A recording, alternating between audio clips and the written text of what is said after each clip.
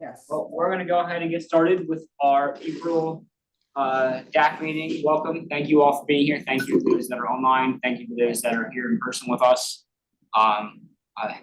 There's a lot of content on today's slides.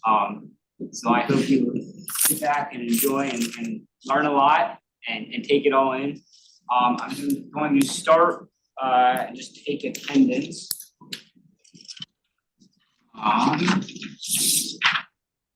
So Jeff Corman. I'm here. Jonathan Bush by chance, or Captain CJ Charlton with Delaware State University? If not, that's okay. We will connect with him another time. Richard Horseman. I'm here. Thank you. Robert Bryan, I see you here. Jeremiah Hardy. I'm here. Kimberly.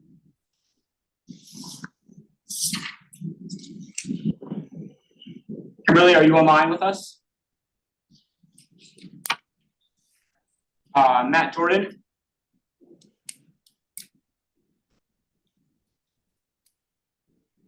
Matt Jordan, online. Nick Bryan said he's not able to be here, but just to make sure. And Steve Williams here. Okay. Let me continue on. Yes, we have 4 members here in person and 1 member online, so it's good. Quorum. Yes. I'm going to start out with our DelDOT administrative staff updates. I wanted to start adding in our safety slide. We do this at all of our other presentations. I know it's not directly related to the DAAC's functions, but I still think it's important to look at, as well as our mission statement. So our mission is excellence in transportation for every trip, every mode, every dollar, and every one. I think a big thing here for this group is that every mode part, looking at safe choices for travelers to access roads, rails, buses, airways, waterways, chemtrails, and walking paths. Airways, aviation, that being our focus. This is our traffic fatality slide that we show everyone. Year to date, we've had 30 fatalities in Delaware roadways, which is a 36% reduction from where we were at last year at this time, which is good news, but there's always work that can be done. So, just always a reminder to drive safely, wear a seatbelt, don't drive distracted, don't drive impaired, all of those things. It takes everyone to bring these numbers down, whether you're in aviation or in transit or a pedestrian or a bicyclist or in a car. Everyone needs to play their part. With that, we'll move on to this is our agenda for today. Same agenda you saw in the public notice. So we'll be reviewing the summit that happened in January, since that was only 3 months ago. About that feels like it was a lifetime ago. Randall Wiedemann is online. He'll be providing the overview of the recently completed economic impact study and airport community value study that they just finished up. And then we'll be looking at some of our just some general programming. So we wanted to give another overview of the DAAC member responsibilities, and then go into a little bit more detail about some of the DelDOT capital programming and financial planning that we do. That was something that we took from our last DAAC meeting, and just in terms of wanting to make sure you all had the appropriate context and really understood the things that we work with on a daily basis here for our aviation program. Wanted to make sure that information was provided to you, and you understood kind of what we were working with, in order to best ensure you can fulfill your responsibilities and roles as a DAAC member.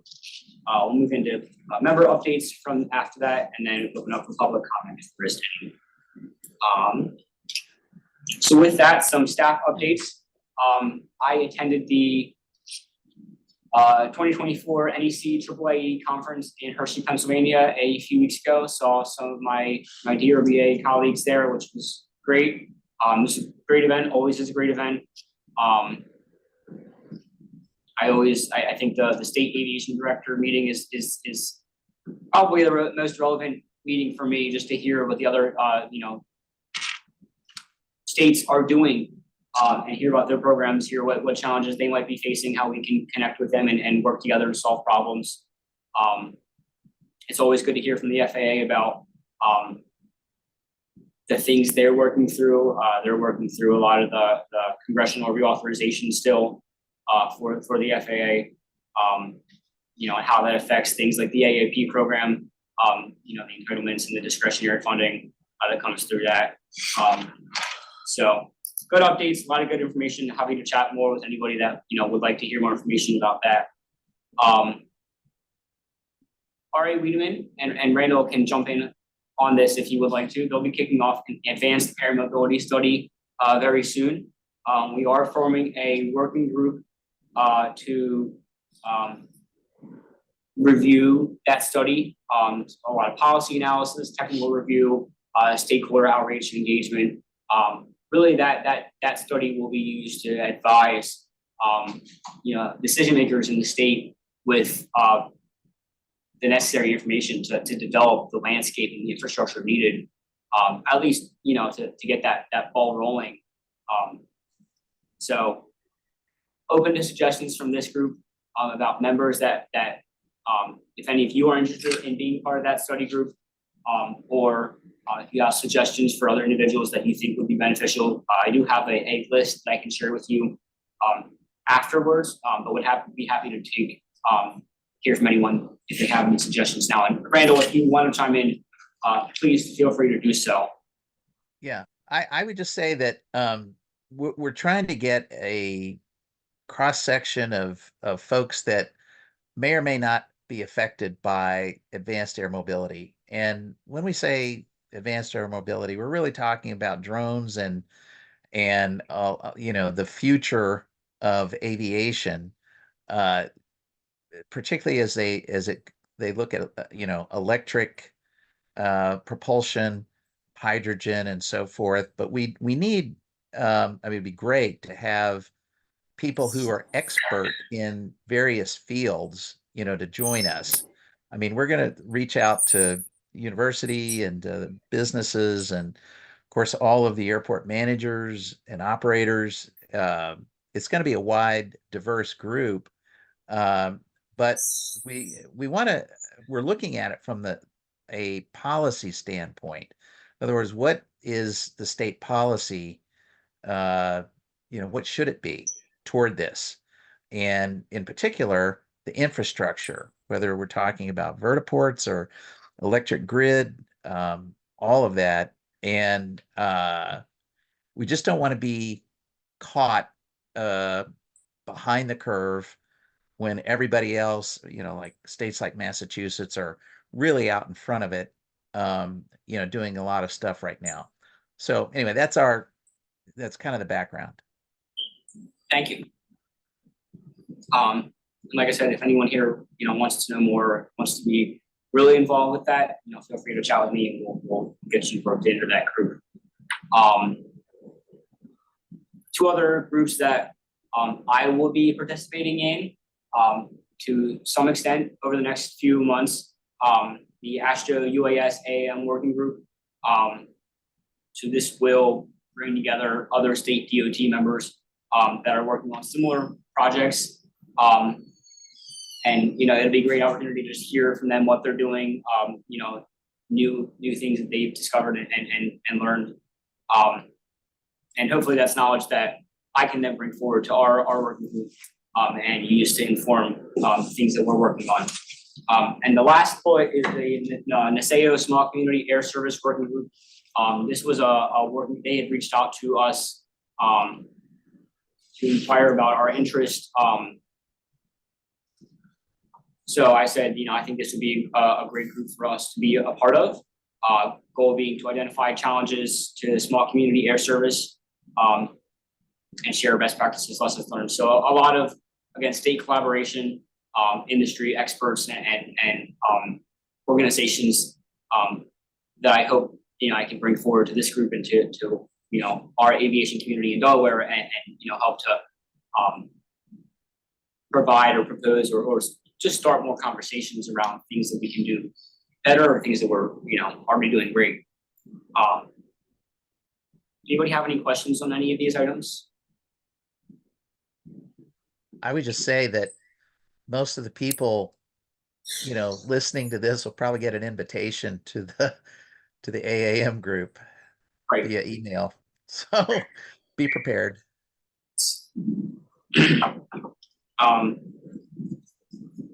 Great. Okay. With that, I don't know who has copies of the minutes from our January meeting. I don't know if you all got the chance to review those. At this point, I'm going to make a motion to approve those meeting minutes. I'll second.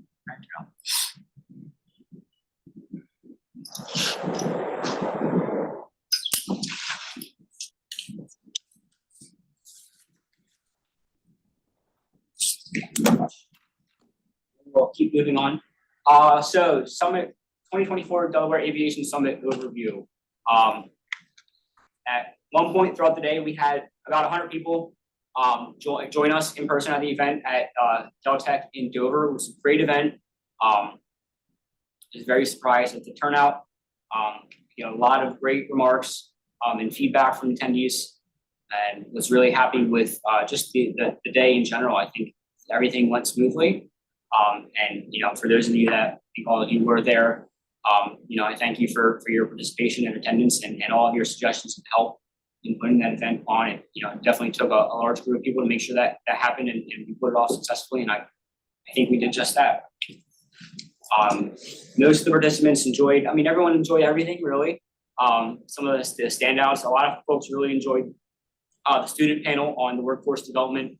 I thought that was a great session. Hearing a lot from them is really valuable, and hearing the things they're interested in and their needs and what they're expecting as they move into their careers, I think is really important.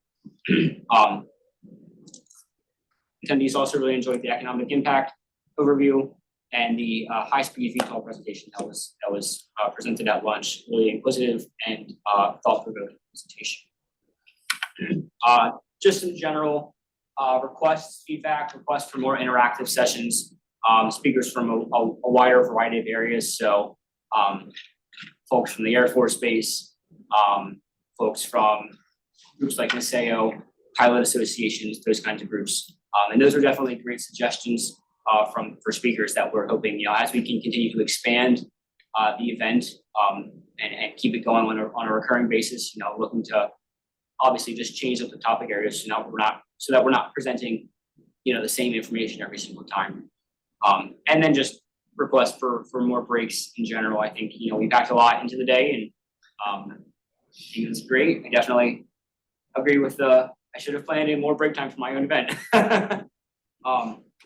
Just some pictures from the student presentation, and then a picture from the high-speed VTOL presentation at lunch. And then a picture on the left is Mr. Steve Williams speaking, and a picture on the right is Mr. Rick Harner from the FAA Harrisburg PDO speaking. A lot of great comments from the FAA. We are glad they were able to be there and present, and they're looking forward to coming back in the future. Does anybody else have any comments, suggestions, want to provide any feedback on the event? I just thought that, just as a reminder, we haven't, as DelDOT, sponsored that event in probably 7 or 8 years. So it's been a while. And I thought that overall the content was just exceptional. And I really liked the enthusiasm and the spirit in the audience. I thought the attendees were it seemed to me as an observer that they were really interested throughout the day. In these kinds of events, as you get past lunchtime, sometimes you see the numbers dwindle, and that didn't happen to the degree I've usually see. So again, I think that speaks to the material, to the content, and to the hard work of the committee that put the meeting together. So very much looking forward to the next one. Good job. Any other comments, feedback? Austin, when do you think you'll plan to have the next summit? I don't know. I think we were looking at an annual event, maybe every 18 months. Not totally sure yet. Have not started to think about it yet. And it will likely be a bit shorter, so not a full day event, probably a half day event, but a lot of those details still we haven't really talked about yet. But that's the plan right now. I mean, there was a lot of interest in it. I know we got some word out, and I know there was probably some more interest in attending if there was time that they had. We came, so definitely good, and you can grow it. Yeah, and that's something I heard a lot is we got a lot of last minute signups. So it's just doing more to get the word out, I think would be beneficial as well. I This- gave you a name. This is Richard Horseman. Yep. I would have one comment. If you're looking at having another conference in 18 months, pick the date now or within the next 30 to 60 days, settle on it, because the more advanced time that you can get that date out and circulating around the industry, you'll actually get more people showing up. Yeah, agree with that. Yeah, just a couple of things. I mean, really good, great results, having pulled it together so quickly, relatively quickly. And experimenting with a venue that we didn't have before. Last time it was, I think we've had it at either Dover Downs Hotel or at the Air Mobility Museum. I think that's what it's called, on the other side of Dover Air Force Base. But I agree. I was surprised that DelTec has a restaurant there. But I know we were just trying to figure things out this first time around, maybe a way for them to cater it, Yeah. participate. Might be something to think about in the future. But other than that, that was great job by all. Moving on to our next item, I will turn it over to Randall for the system planning studies that they recently completed. And Randall, I'm gonna operate the PowerPoint. Is that okay with you? That's fine. That's fine. Okay. We'll go to the first slide here. We'll go move back, I guess, to there we go. Yeah. The studies, there's 3 studies that we were basically contracted to do under the FAA's funding with through DelDOT.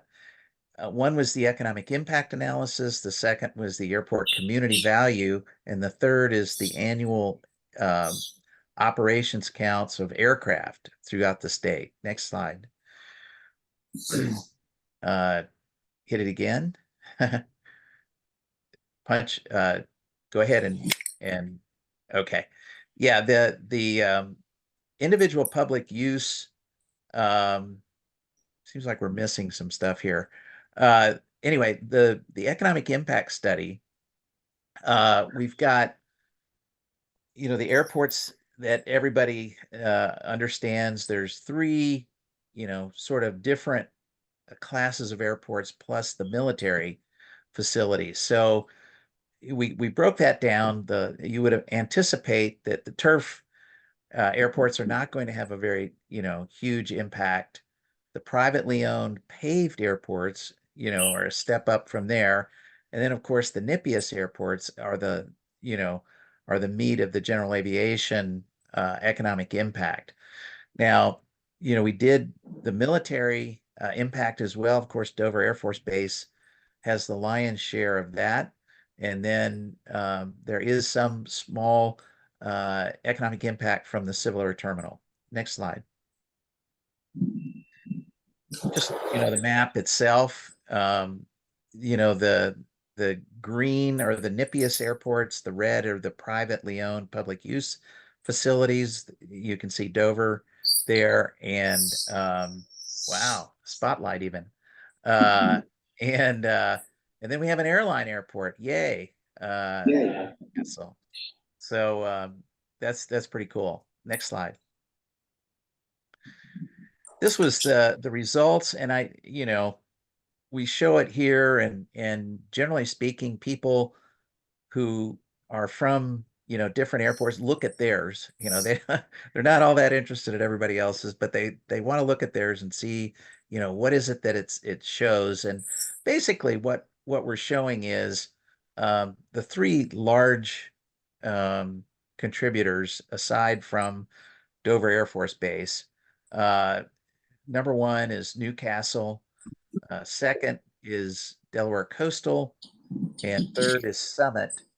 And then it drops off to Delaware Air Park, and then Orman, Shondell, and then the turf strips.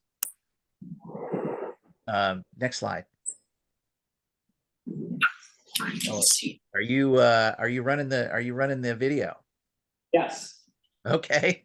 All right. There we go.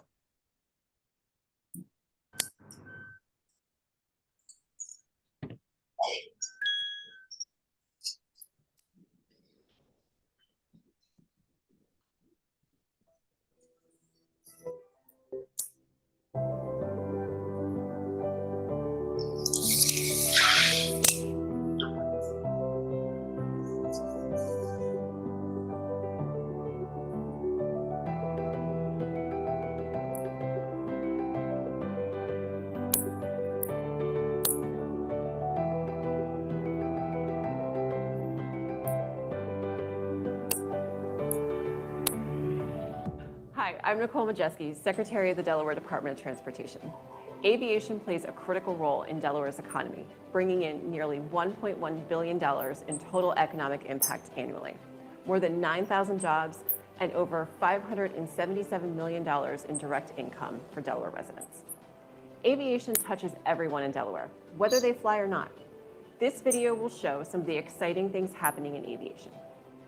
The DRBA operates 3 airport facilities. Newcastle Airport is the home of the largest number of corporate jet airplanes in this region. The public has really embraced air service once again here in Wilmington, and we're really excited about that.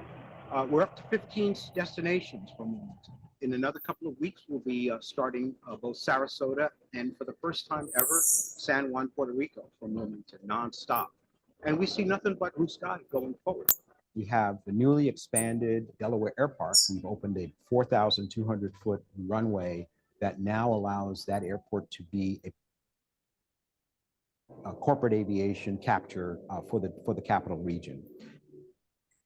And we also operate the Civil Air Terminal at Dover, which continues to be a critical component for NASCAR. We like to think with the corporate community that operate those airplanes. They know, they trust us, and we're really proud of that. With an active fleet of enormous C-5s and C-17s moving military cargo 24/7, Dover Air Force Base is said to be the most strategically important 2-mile strip of concrete on the East Coast. Dover Air Force Base has the largest economic impact of any aviation facility in the state, with a total annual impact of over $473 million. It supports the equivalent of nearly 5,900 full-time workers and generates over $352 million in income for Delaware residents. Summit Aviation has been in business for over 63 years. We currently employ more than 180 employees. We are situated on 550 acres outside of Middletown, and we accommodate a large variety of aircraft. We perform aircraft maintenance, modification, and avionics upgrades on helicopters and fixed-wing aircraft. Summit supports commercial operators, state and federal customers, local and national law enforcement agencies, as well as international customers. Summit Aviation is both FAA and AS 9100 certificated, and we work with most of the major OEMs. We've all had an ear of sweet corn with a worm in it, and that's why we spray it to prevent worms getting into the husk. Each field gets its own prescription. It's just like going to a doctor and the doctor prescribing what somebody needs and something happens with a crop. So we only spray what is needed exactly for that field. Our season starts in January with waterfowl surveys. And then February, we bought Eagle surveys. March, we start a little bit of crop work with the ag planes, and we also larvicide the woodland areas around towns for the Delaware mosquito control. Then we're into crop work all the way through December, but we also do Phragmites control from August, September, October. We do a tremendous amount of cover crop seeding for the state of Maryland and Delaware, but a lot of it's for the Chesapeake Bay watershed. Without us, people wouldn't be able to have the quiet enjoyment, as they call it, down at the beaches or any of the places near the coast.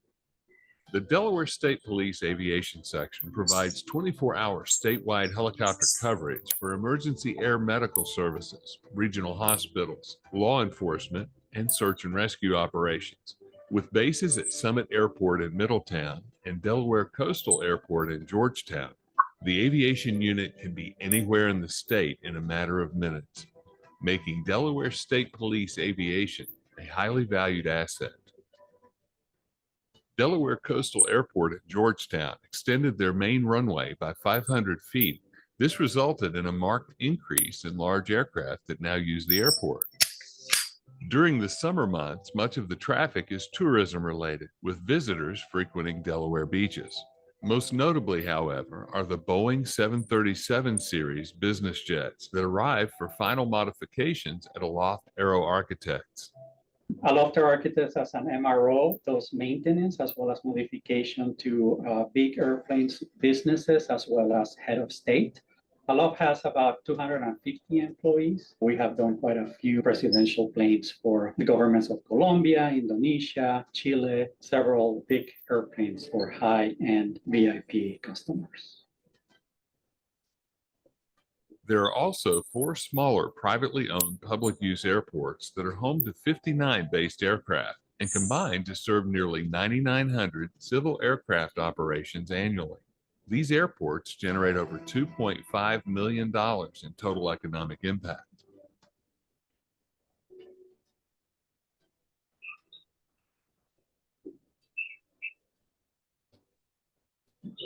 Every year, aviation in Delaware generates $1.1 billion in total economic impact, over 9,000 jobs, more than $577 million in total income, almost $18 million in visitor spending, and over $37 million in state and local taxes.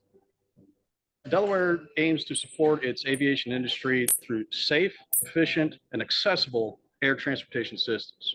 Here at DelDOT, we strongly encourage aviation and we support it in several of our programs. And we feel that aviation has a long and bright future here in our state. Thank you for watching this video. As you can see, this is a vital segment of our transportation network. We're excited about all the great things aviation has to offer the state of Delaware. We hope you are too.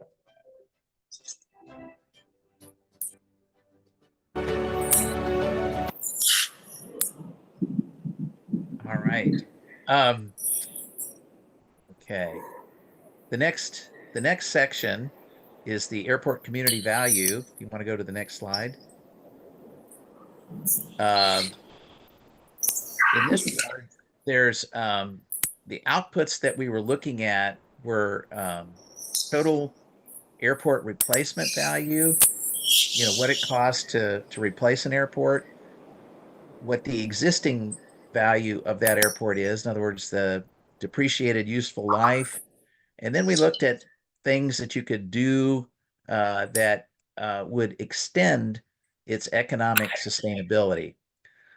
From all of this, we have some statistics that came out of it. Return on investment, return on assets could be compared to other industries to see, whether you're getting the bang for the buck. Next slide, please.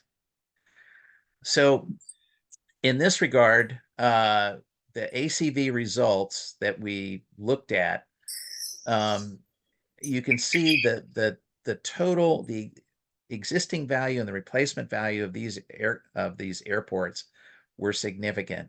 The total output and the total existing value added together became the total ACV, or airport community value.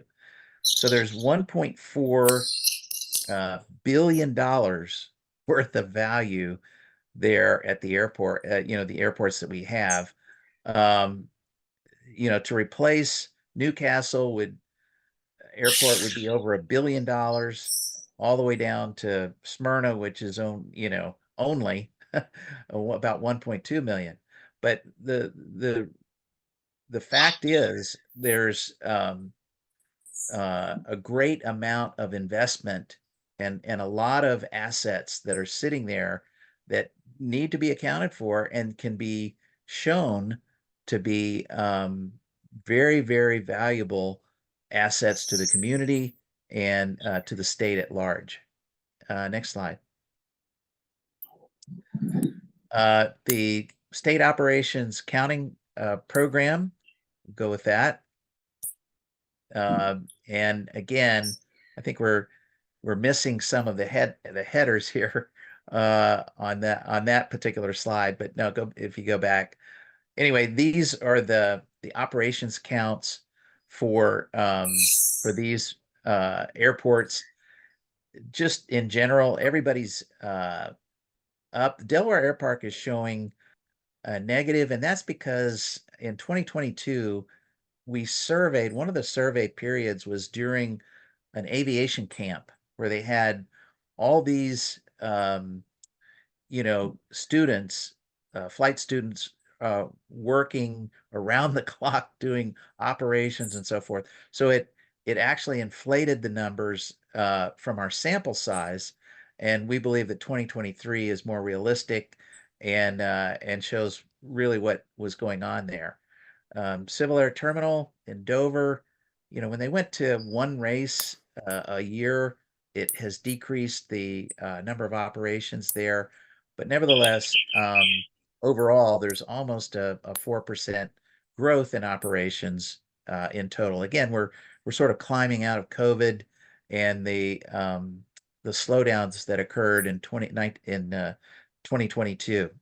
Next slide. Just open it up to any questions or comments at this point. Could you go back 2 slides? I was writing stuff down. Okay. There you go. This guy. Okay.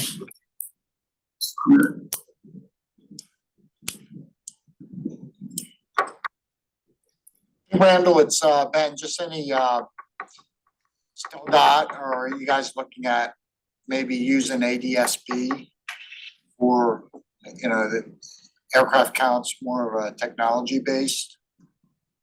That's been kicked around. We do, and that is something that we have talked about. The thing is, they've just updated the noise counters. The noise counters are probably the cheapest way to do it, but they have just upgraded those. There's new cases that are coming and so forth. So, it's a discussion that I think we would have with DelDOT about that for sure.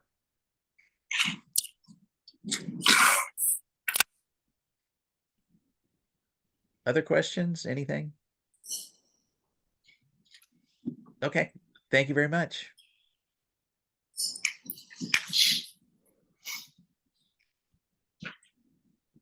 Thanks, Randall. You bet. We will now, and before I move on, I want to just go back to make sure no one joined us and we didn't hear them join. Kimberly, did you happen to join us by chance while we were going through things? And Matt Jordan? Okay, no worries, that's fine, just want to check. Part of just general education and making sure you all are aware of responsibilities. I wanted to make sure that we outline our program, what our responsibilities and DelDOT are. There are 7 objectives, program objectives. Safety and security is obviously the first one. Economic vitality, quality of life, system preservation, system management, travel and tourism, and customer service.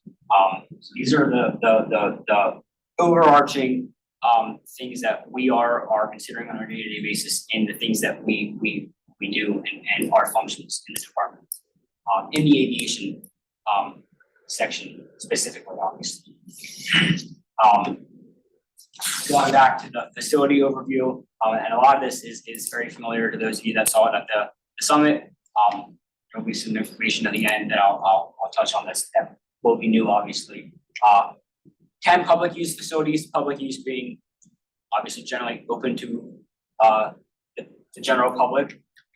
3 of those are publicly owned. Those are one of those is a commercial service facility that's Wilmington, that's owned by the county but operated by the DRBA.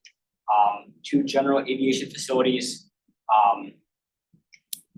being Delaware Airport, which is owned by the state, also operated by the DRBA, and Delaware Coastal Airport, which is owned and operated by Sussex County. 6 privately owned facilities, but still public use facilities. Summit Airport, just north of Middletown, and then 5 smaller general aviation facilities, those being Smyrna, Shandell, Jenkins, Ormond, and Laurel. There's the helipad right out front of our admin building here in Dover. There is the Air Force Base and the Civil Air Terminal, also right here in Dover. And then there are about 30 and maybe more privately owned and privately used facilities. The small grass strips. And I know there are a lot in Kent County and Sussex County. I know Jeff just purchased, what was it, Reliance? You know, it used to be PV, we just changed the name to Reliance. Reliance. So that's 15. So that's a public, or a privately owned, privately used facility. The state has no jurisdiction, no oversight of these facilities at all. So the only facilities that DelDOT can inspect, review for any airspace obstruction, provide state funding for are the 10 facilities that we just went through. 4 of those facilities are eligible for federal funding. Those are Wilmington, Delaware Airport, Delaware Coastal, and Summit. Summit does not actively apply for or receive any federal funding. The other 3 facilities do. The state here at DelDOT, we also apply for that same federal funding pool. So there are 4 entities in Delaware applying for federal FAA funding that I know of on a regular basis. Again, the 10 facilities I outlined are the public use facilities. So they're the only ones that DelDOT has oversight and jurisdiction. These are our responsibilities and roles within the department. And a lot of this, ones and bottom are all required by state code. So you'll see system planning that Randall just walked through, that those are just some of the tasks. I actually just put in a grant application for our next round of the system plan update. So that's a long-term document that outlines our priorities and planning for the next 20 years of aviation in the state. 90% of that's will be federally funded. That's just one project. Obviously, Randall talked about the economic impact assessment, community values assessment, the operations counting. We do pavement management studies. So those are all examples of the system planning projects that we work on. Required by state code, as I mentioned, is the regulated airspace obstruction reviews. We have a great partnership with Delaware State University and airport design consultants based out of Maryland, who students from the university apply for our program.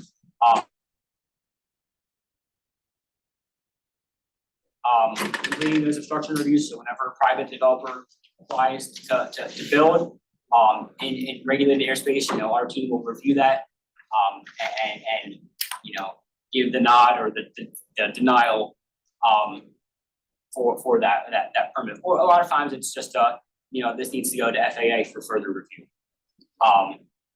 We do annual safety inspections and licensing. There are insurance requirements and thresholds required with licensing. That's also required by state code. We provide support for the NPIAS and the non-NPIAS facilities. And I'll talk about that in great detail in a little bit. And then obviously the reason you all are here is to provide support for our secretary through the Delaware Aviation Advisory Council. That's also outlined in state code, more specifically Title II, Section 103. So you all are appointed by the secretary to recommend measures such as supporting us and our projects, system planning projects, promoting aviation education throughout the state, recommending new improvements to facilities and new locations, how we can improve our program, our functions, new equipment to purchase, and just general program support. So those are your responsibilities as members. And these meetings are the forum for you to express that and to share those thoughts and opinions with us. And we're grateful for those of you that do provide those opinions.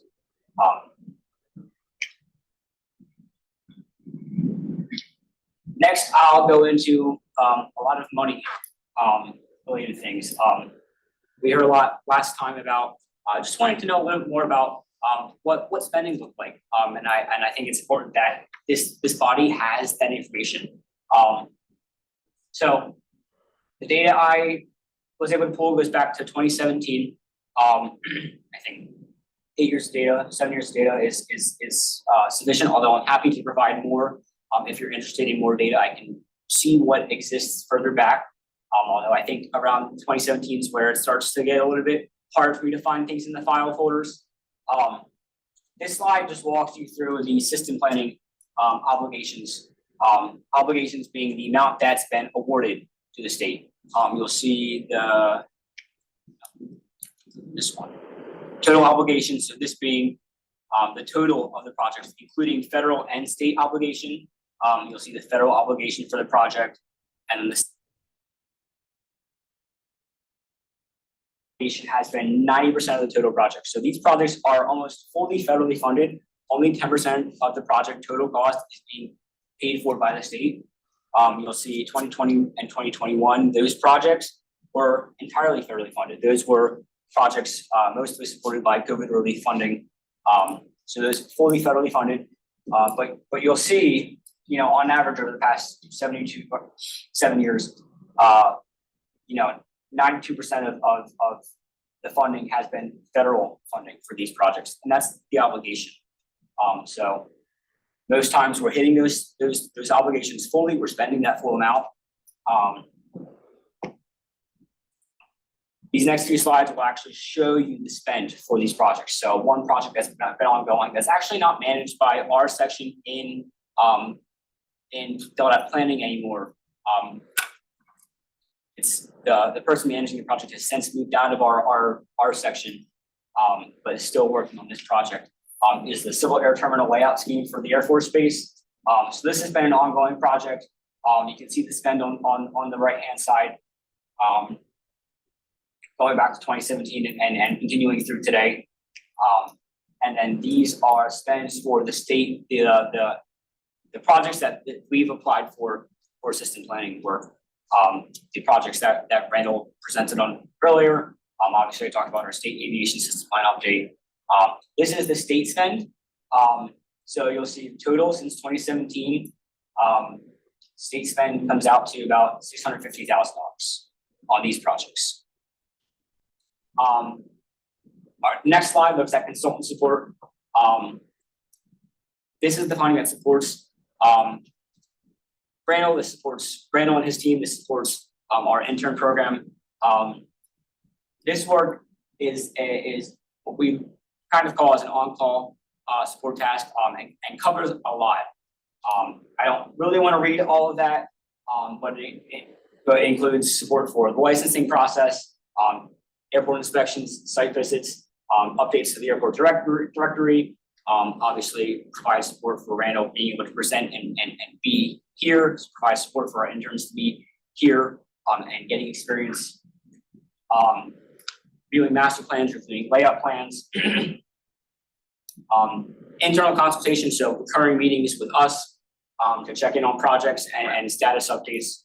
Our intern teams, as I mentioned, do the counting placing for that program, and the data analysis for that. They do the airspace obstruction. So a lot of work on this task. Over the past 7 years, that total has come out to $871,000. Next, looking at the non-NPIAS support overview. So this funding is what has been spent on those facilities that are public use facilities, again, that are non-NPIAS facilities.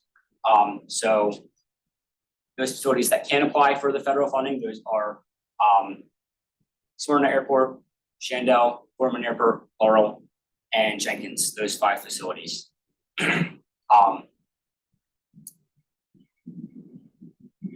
That total since 2017 comes out to about $414,000. And then this is the funding that we provide for the NPIAS airports. As I mentioned earlier, the state and the 3 NPIAS facilities, Wilmington Airport, Delaware Airport, Delaware Coastal Airport, apply for what's the Airport Improvement Program, the AAP program, through the FAA. Those projects are, again, 90% federally funded. In 2020 and 2021, they were fully federally funded. And the state matches in a lot of those projects the local share. So 90% is federally funded, 10% is locally funded, which means that 10% is then split further, 5% state, 5% sponsor, being the facility or the facility manager or the owner. Since 2017, that 5% state share has totaled about $1.8 million. And this is not just capital. This is their airport layout plans of those facilities. It's whatever else qualifies for that AIP program. So it's a wide mix of different projects that qualify for that AAP funding. And then just as a general overview, this is what those totals look like. So when you look at what's been spent for the general system planning work, that total comes out to about $1.5 million in the past 7 years. That should say 2017 to 2024.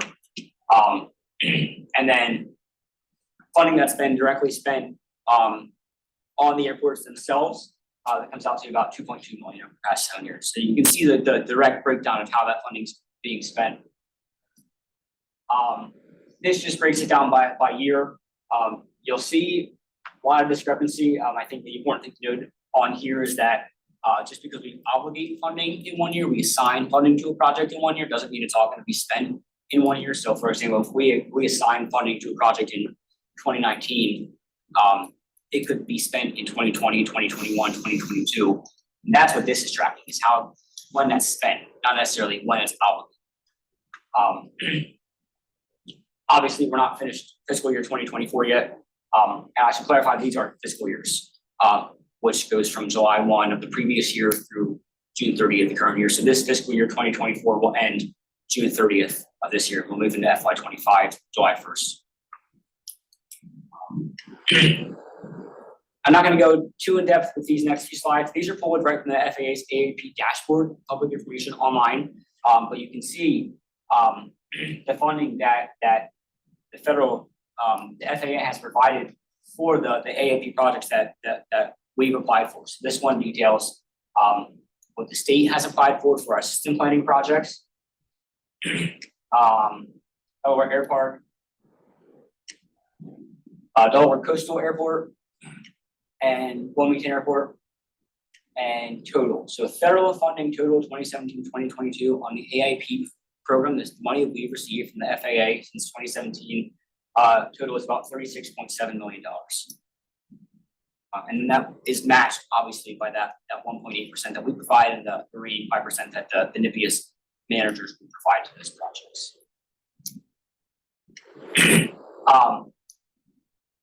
This is funding that's unprogrammed in our CTP, our Capital Transportation Program.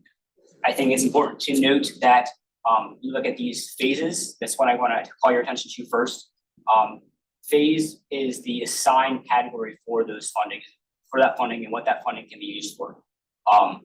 So you'll see the top, and this is an old project that I don't even have a fiscal year for original land acquisitions around Delaware Airport. Spanned a lot of fiscal years, but there is about $2.5 million in right-of-way money that is back in the CTP for the aeronautics program. That funding has to go towards right-of-way, so land acquisition purposes. PE is principal engine or preliminary engineering, so associated with the right-of-way and design of infrastructure generally. Program funding is what you see supporting everything else that I just explained. So consultant support, the NPIAS match, and then the capital support of the non-NPIAS facilities. Without that, those numbers at the top, this number comes down to about $750,000, which is a sum that we could apply towards what I'll eventually outline in a little bit, the grant application process, or the planned grant application process for our non-NPIAS facility and getting funding to business use. Talked a little bit about this last time. Just wanted to do an overview of it again. The jet fuel tax revenue, started collecting this after the legislature passed that bill in, I think it was sometime in spring 2019. And that total has been steadily around $190,000 every fiscal year. As you see, there are a lot more things that the program demands and requires happen. And so this number this is great. This funding is very helpful. It's supplemented a lot, which is important. You might be wondering, given all this funding, how do we determine how that's spent? Our NPIAS facilities, as well as the state, develop what's called an Airports Capital Improvement Plan, which is an FAA required document every year, 5-year plan that outlines upcoming projects, priorities, really helps us program our funding, figure out how much we need to obligate or plan for a project at those facilities. Obviously, we calculate that 5% match at for those projects and our own projects, which will be at 10%. Our consultant support is pretty consistent year to year, so that really doesn't change. And then what I'll talk about next, the priority ranking prioritization for the non-NPIAS facilities, which will be based on a grant application we'll be launching in the next few months.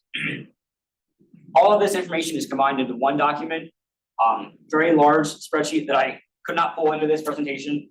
And that's what we use to guide our decision-making, where money is spent, how our program evolves, so on and so forth.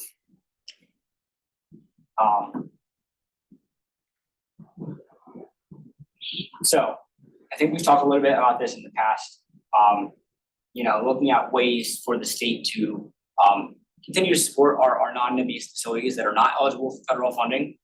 We've been in the process and appreciate Randall's support and development of our grant application process for the non-NPIAS facilities. There's privately owned facilities that are not eligible for federal funding. Just to summarize it, I don't think I need to go into full detail.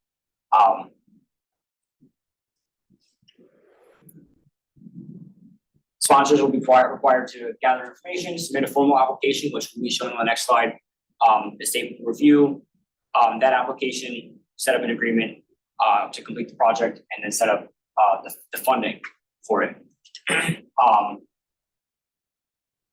Generally, that information, looking at why the project is needed, the expected outcomes, revenue and financial projections for the project, any kind of environmental documentation required by DNRAC, surveys and plans for the site, and then the bids for the project themselves and any other documents. We're looking for with this is really projects that would be ready to begin, so we can obligate funding at that time and set it up and be spending it on a consistent schedule. This is generally what that application would look like.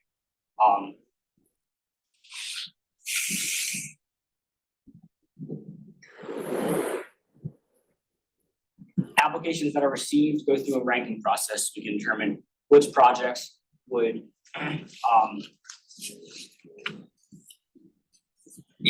weighted against a lot of different factors, be the most effective use of the funds, support the system. A lot of the things Randall touched upon in the airport community value study are some of the similar factors that would be applied for this in weighting applications that are received, determine whether or not what projects we could fund on a given cycle. And this cycle would repeat every year and would be an annual program. You would negotiate the agreement. This would be a prorated program. The thought being, if the state's gonna provide that funding to the facility, we wouldn't want the facility to remain as an airport. So if the airport turns into some other use after between 0 and 5 years when the funding's spent, we would expect a full reimbursement of that funding. That percentage of reimbursement drops 20% for every year, up to 10 years after the project's been completed.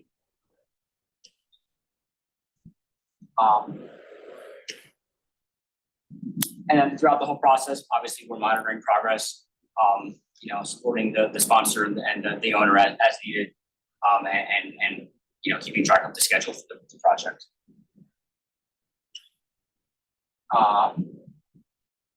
So the plan currently is to open this upcoming fiscal year. So starting July 1 would be the application process for that. Proceeding the applications and going forward from there with the ranking process and so on and so forth. All right, just talked a whole lot. Anybody have any questions? Happy to answer them if I have voice. Not so much questions, but just really a lot of good information. Thank you for putting that together. I think having an overview like that exactly is the information on methodology, process, ranking, that we, in another world, we would be taking that information and I'm going to use a word here, advocating for resources and for legislation and for all that stuff. Unfortunately,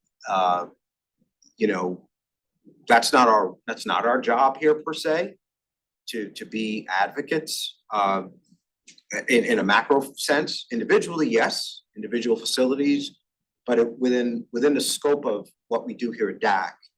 And I think the information that Austin put up there about what our roles are is an important one for us to, and maybe I'll just hold off on that. You asked what, but I think it's important for us to know what it is we're supposed to be doing here, how we got here, why we're doing this, and what the expected outcomes are.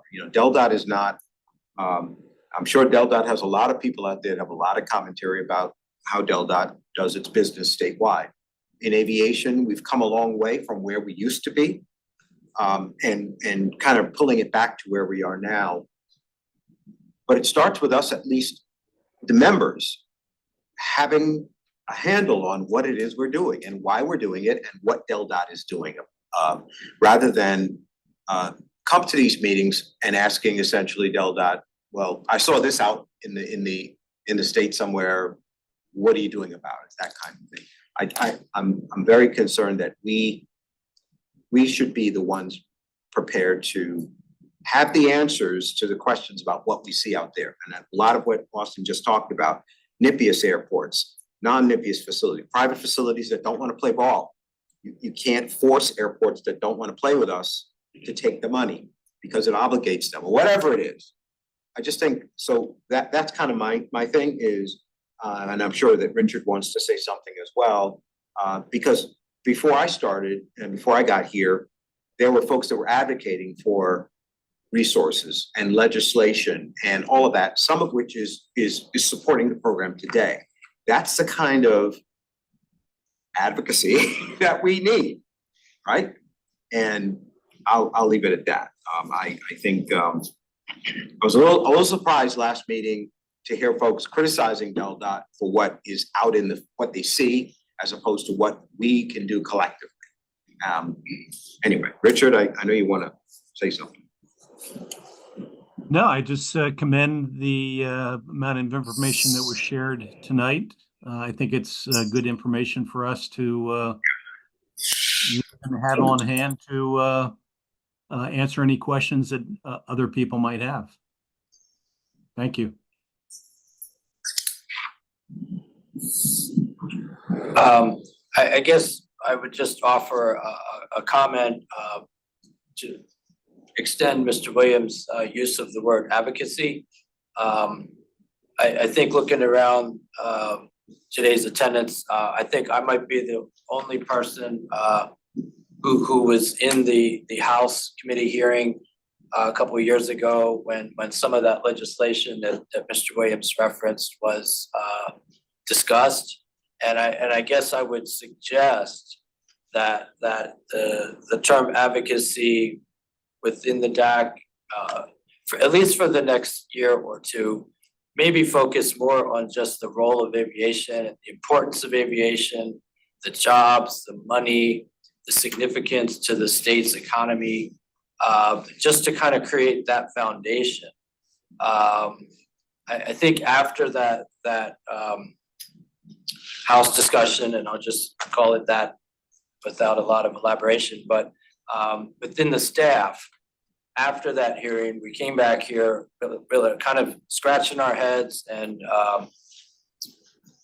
trying to figure out what happened and address some of the comments that were made in that discussion by doing research, and Austin has done the bulk of that. And that research produced his big spreadsheet, which goes back 7 or 8 years. And through that process, we identified that there is around 700,000 out there. And so within the staff level, we decided to apply that money within a state managed capital funding program for the non-NPIAS airports, and we'll see how far we get. So working with Randall, we have a planning guide that outlines a list of 70, 80 or so potential projects based on his experiences and the experiences of the team here in working with those operators and those locations. And to Mr. Williams' point again, a subset of those airports have not sort of come forth in an obvious way, asking for any type of help whatsoever. So, that's why I think from the staff level here at DelDOT, we've decided to spend the next year or two just creating that program, funding it through prior year unspent funds. With Austin's spreadsheet, we have a much better idea today of our funding needs going forward 5 years. So we're basically able to sort of draw stretch the rubber band out a little tighter than we have been, because we have a better and clearer idea of some of our AIP obligations over the next 5 years. So basically, if it doesn't go to our systems planning or an AIP grant support or something else, it's going to be available for our state funded program.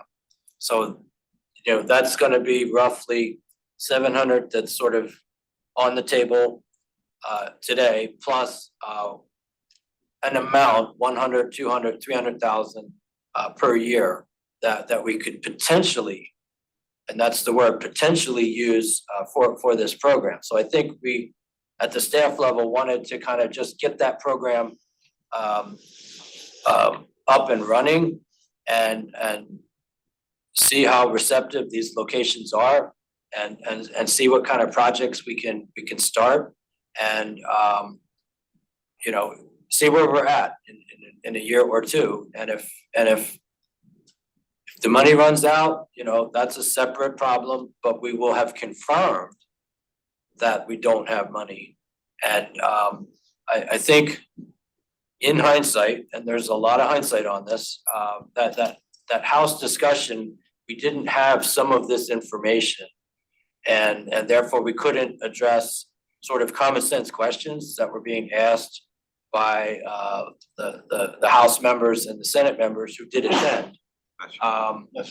And we also didn't have an at-ready reference list of airport locations who had asked for the money and had specific things they wanted the money for.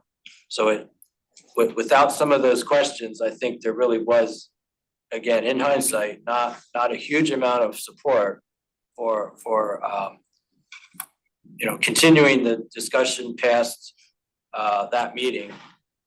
And where that meeting needed to have support of those House members and Senate members for it to actually get even any closer to the floor for a vote. So we weren't close at all at that time. So I think we're all still talking about the same kind of thing. We're just coming at it from a different angle, which is to, let's not wait for the money. Let's just push hard on and better using the money we have, and then see how it goes from there.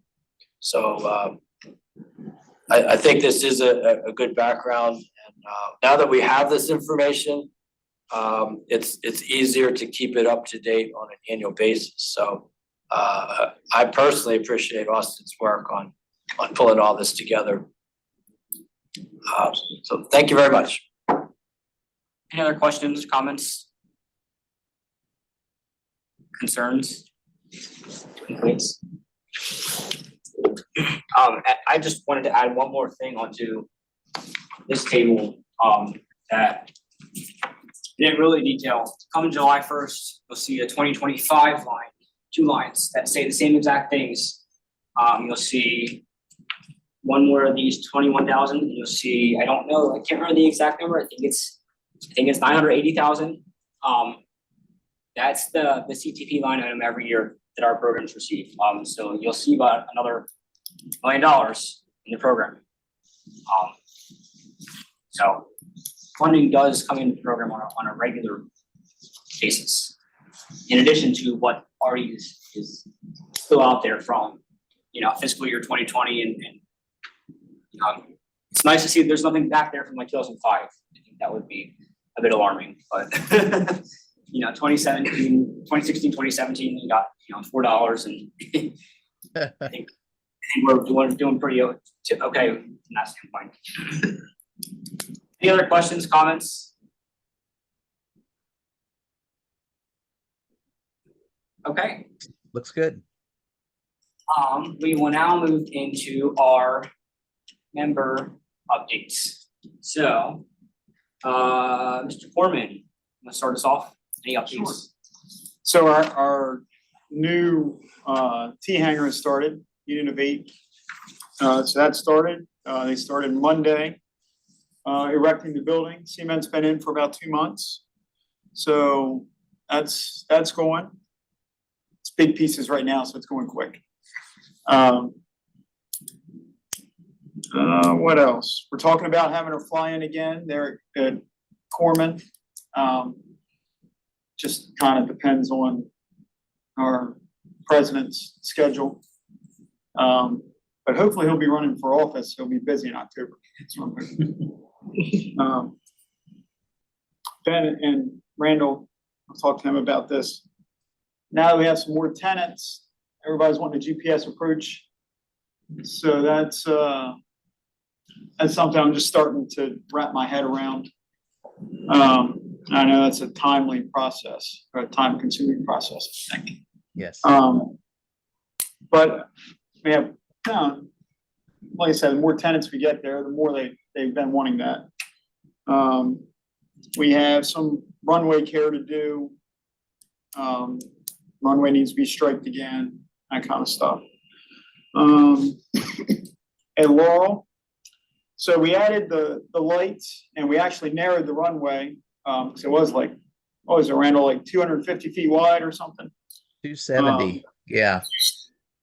almost take off the other way. Yeah. So we narrowed it, but with doing that, and putting the lights in, now the problem is when you land there at night to the south, some of the trees block the lights. We need to take some more trees down, which I know the property owner, I don't think it'll be that big of a deal, but that's something that we need to start working on down there. And I say trees, I mean, we're talking like 10 trees. So it's not a lot. And like Austin said, we just bought Delta Echo 15 there at Reliance. Used to be Barry Peavy's airstrip. Not sure what I'm gonna do with it yet. It's kind of 5 miles from Laurel and 4 miles from our airstrip in Hurlock. But I just thought it was the right thing to do. So, yeah, that's all I got. Thank you so much. Mr. Horstman, any updates from you? I have nothing. Thank you. Mr. Ryan? Yes, at the Delaware Coastal Airport, we have our phase 2 construction of our taxiway Bravo project currently advertised for bid. We're waiting for bids to come in. We've got a pretty busy schedule with the FAA to finalize that process and submit our AIP grant application for this current federal fiscal year. This is a tough project for us.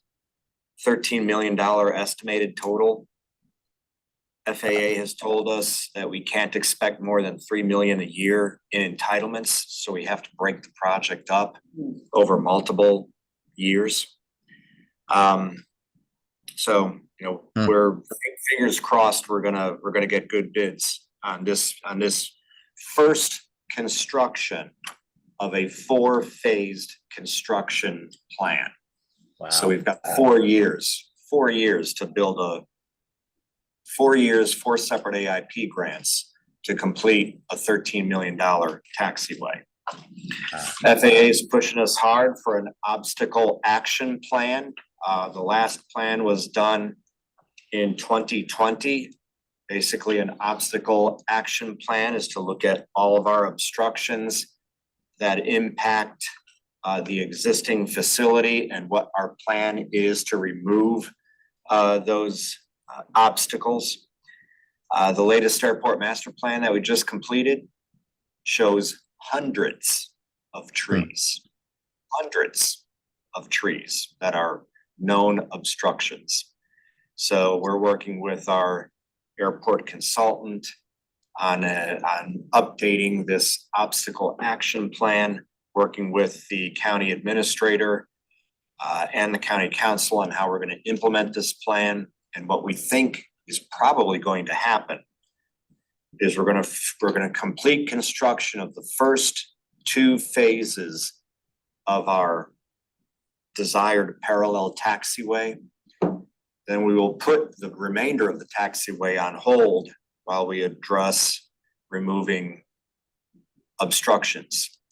Then we'll come back to the taxiway, which is probably going to be about a 6-year program. Wow. Yeah, we were shocked by the number of obstructions that were identified in the airport master plan, and they all fall within the FAA's Part 77 surfaces.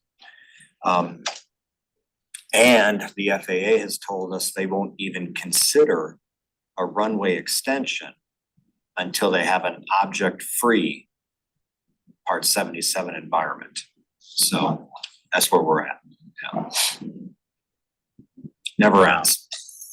Wow. Yep. Mr. Hardy, Maya Hardy. I have nothing new to add at this time. Thank you. Kimberly, if you've joined us, do you have any updates? Matt Jordan, if you've joined us, do you have any updates? Mr. Williams. Okay, And give the update. and just for Wilmington Airport, see Steve had updated pretty much everything that we've got going on. We did receive build terminal funding for expansion of our terminal gate. That was in the news, and we welcome thank our federal partners on that. But got 5.6 million overall to expand our gate, and in part, we worked through a lot of things with Newcastle County. We're sending the agreement with us to continue operating the airport. That was obviously great news, and so we got that funding. We did have a meeting with the Secretary of DelDOT and staff back in February to talk about interest in developing the land side area of Wilmington, how that interacts with the existing transportation infrastructure, primarily Route 13, and how we can partner together to also get public transportation into the airport as we grow. If you've been on 13 by the airport lately, if you remember the old Damon's restaurant and that hotel complex, that is now down to the foundation level. And so that's going to be some temporary parking expansion for parking for us as we determine, the long range plan and how we develop that property. But we should have everything done over there, including the temporary parking by fall and get it into the holiday travel season.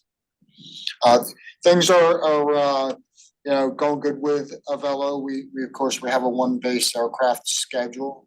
The summer, our spring break time period was very busy with us. Upwards of I think we were right around 25,000 in plane passengers for the month, and so really great for that.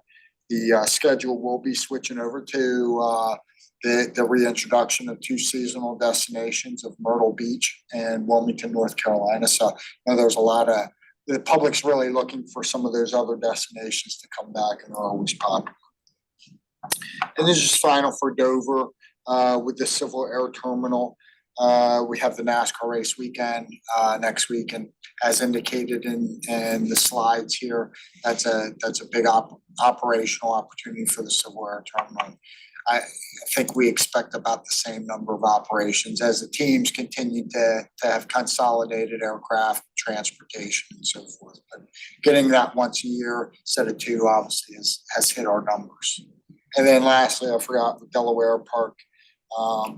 We are just waiting on supply, steel supply for construction of our 3 conventional box hangars that are together. And so I think everyone's mentioned return on investment, T-hangers and all that. We've decided to go to the route of box hangers to accommodate bigger airplanes and kind of scrunch smaller airplanes in. That's it. Thank you so much. Are there any members online that I missed? Any members of the public online that would like to comment? Members of the public.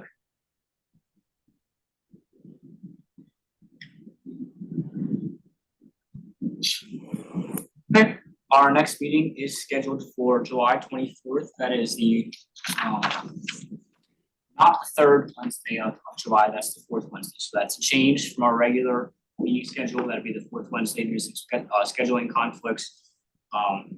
July 24th, and then we'll resume after that in October. If you have any questions or comments, don't hesitate to reach out. And thank you all for being online. Thank you for being here in person. And have a good night.